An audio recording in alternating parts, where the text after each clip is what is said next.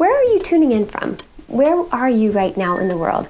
I would love to know that, so definitely take a minute to mention in the comments below where you're watching my videos from. Hello, my name is Marilise and I'm here with Amma Accents. So let's get started with our sound for today.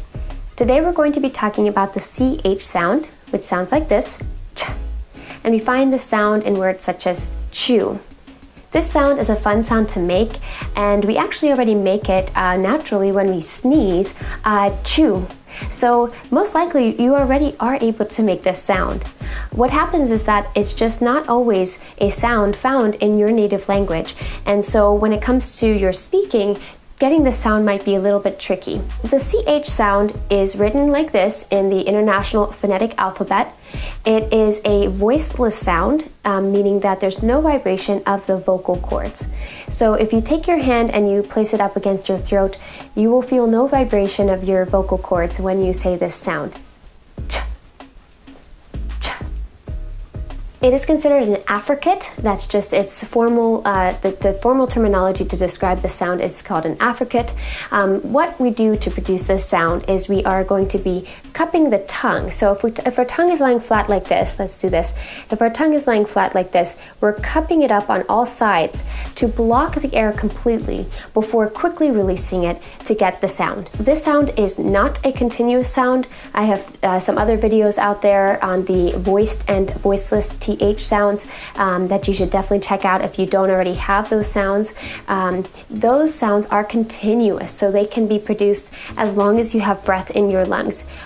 But the CH sound is not a continuous sound.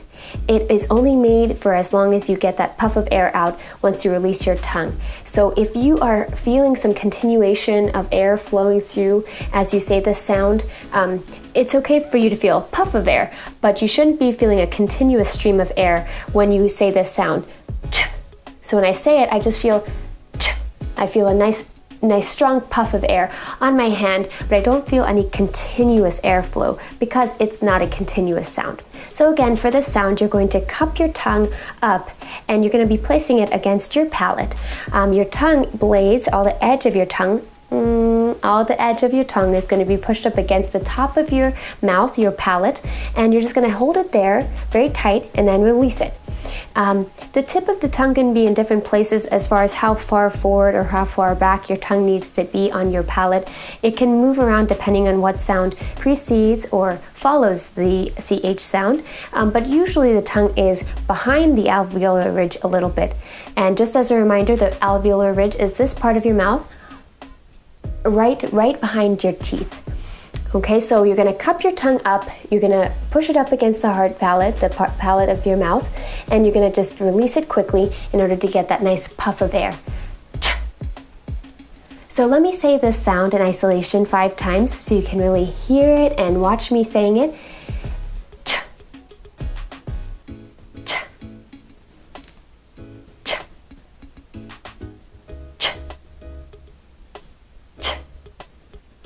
Great. I'm also going to put my hand on my throat and do that one more time. You should not be feeling any vibration in your vocal cords when you do that sound.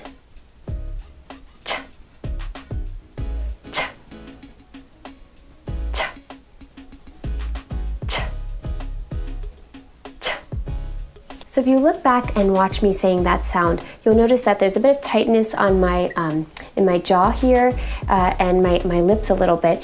Mostly it's a sound that's produced with your tongue, but the rest of your articulators, all the other parts of your mouth are going to be involved slightly just because you're trying to create a lot of pressure in your mouth in order to get a nice, strong, crisp, clear sound. So now I'll describe 3 methods that you can use to try to produce this sound and start hearing it. And once you start to hear it, you're just going to work on solidifying that sound. So for method 1, you're going to take a set of 8 targeted words and you're going to record yourself saying those 8 words.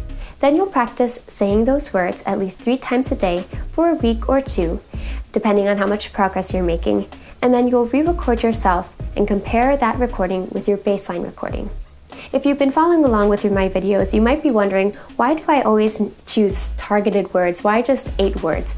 It could be 8, it could be 10, it could be 5. The point of doing that is that you want to create a new muscle memory. So just like when you were talking about sports and getting your body more strong physically, you go to the gym and you do a certain set of reps, let's say bicep curls, and you do that over and over again until you build the strength that you need. Similarly with basketball, say you are a basketball player and you're working on your layups. Well, you're going to be drilling, you're going to be shooting hundreds, thousands of layups until you build that muscle memory so that your muscles and your body and your brain are all connected. So when you're in that position, you take that shot and you make it every time. So that's the same thing we're doing here with speech sounds. You want to train your body to build and develop a new muscle memory so that you're hitting that position and you're getting that production very strong every time you hit it. And the best way to train it is to drill that sound in a small set of words so that your brain and your muscles and your articulators can focus on the sound versus all of the other factors that influence our speaking.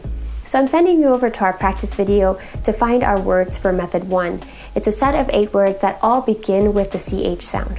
For method 2, you're going to be practicing with minimal pairs, and minimal pairs are just a set of words that change in only one sound, and by changing that sound, you change the meaning of the word.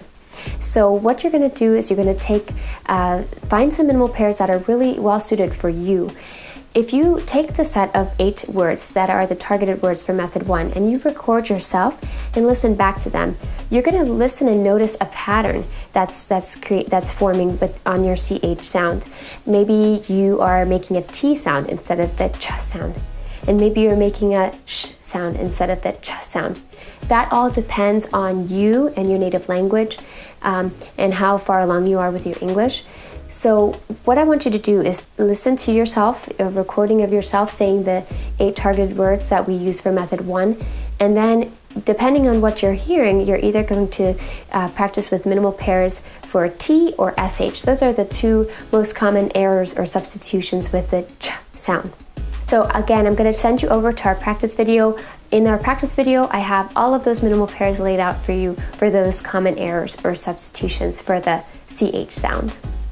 Finally, we have method 3, and method 3 is trying to get the CH sound in isolation. And this is for those of you who really are struggling to hear it at all when you're at the word level. So for CH, what I want you to focus on is getting a nice, clear, crisp sound. And you're going to do that by getting that tongue nice and tight against the palate and releasing it quickly to get that puff of air coming out. What you can do is you can think of sneezing, right? Because when we sneeze, we create a lot of pressure in our oral cavity as we release from our nasal cavity. So you're just going to say, chew,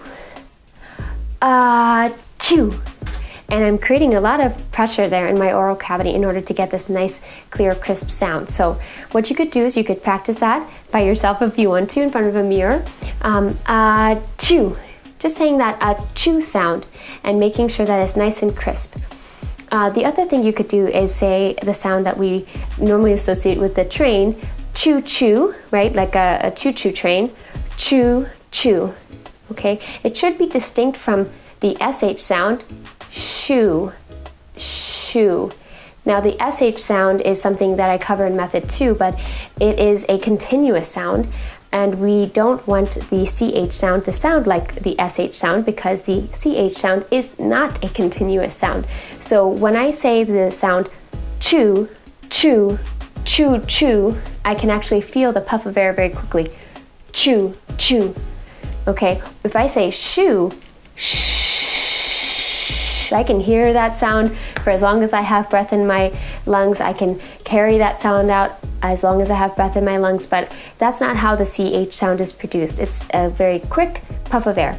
So for method 3, you're going to really work on that CH sound in isolation, either by saying achoo or choo choo, like a choo choo train, and you'll use that feedback that you get from your hand in front of your mouth, feeling that air, chew, achoo, achoo. You should just feel that air, really quick puff of air versus a stream of air that you would feel with the sound, SH sound, for example. Shh, chew, shh, chew.